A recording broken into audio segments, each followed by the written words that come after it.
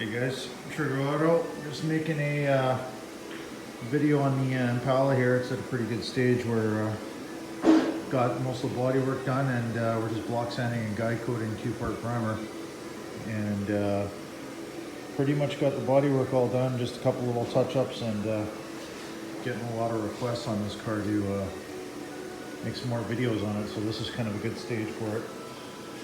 So you know, like I said, we 2-part primered the car and then block sanded it, and you could see all the highs and lows, and that's basically how wavy this car was before.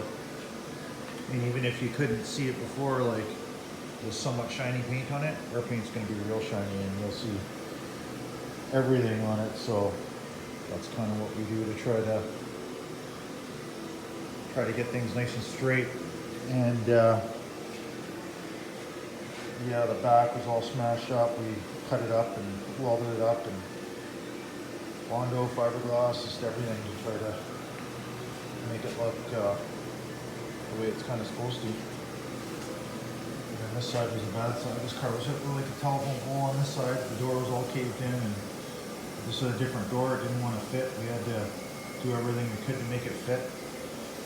And still not 100%, but it's gonna look good without spending years on it. So, and this side was real bad. We had to cut out a lot of metal on there and weld it in and pretty it up. And this car is probably the hardest car I've ever done body work on. Just the angles, just crazy round angles, and they're everywhere, like deep angles, and it's just contour after contour after contour. These Impalas are crazy. And it's a 64 Impala SS, so you want to make it nicer than the last guys did. The body work on this car and stuff is like not straight and just kind of all jacked up. But yeah, you can see all the different colors and levels, and that's where the highs and lows. Like, look at that head. Basically, I use this guy, a power straight board sander. You can see how big this is. So it's for like making it straight, right? The straight board, and it's power, so saves time on getting it done quicker, right? And you can see all this we had to do to make the jams kind of dry, and yeah, tons and tons of work on this car. As you can see, all the different colors, that's highs and lows, and it's crazy. And here's what we start out with, right? The primer with the guide coat. And pretty much this was just the problem areas here. That's why I sanded down this. The roof is pretty good, so we're not going to need that crazy treatment like most of the rest of the car did. And gosh, it's looking pretty good. The next video's coming soon. Is going to be with paint on it. So, like I said, thought I'd make this guy for you. Show you guys the amount of work that goes into something like this.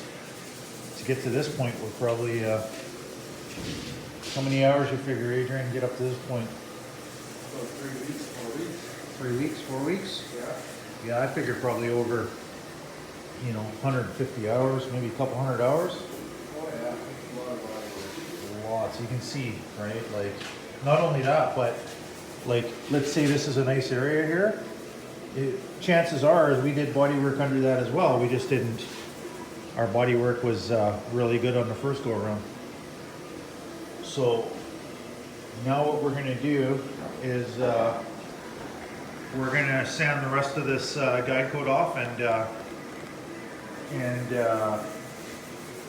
then we're going to primer it again with the thick 2-part primer.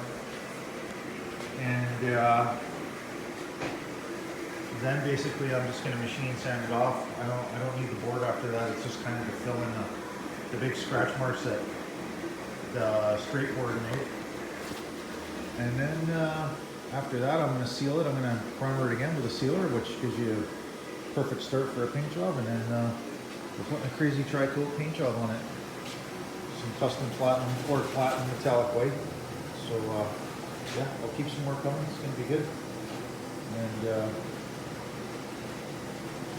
yeah, we'll keep them coming, boys. So have a good day, like and subscribe, and peace out.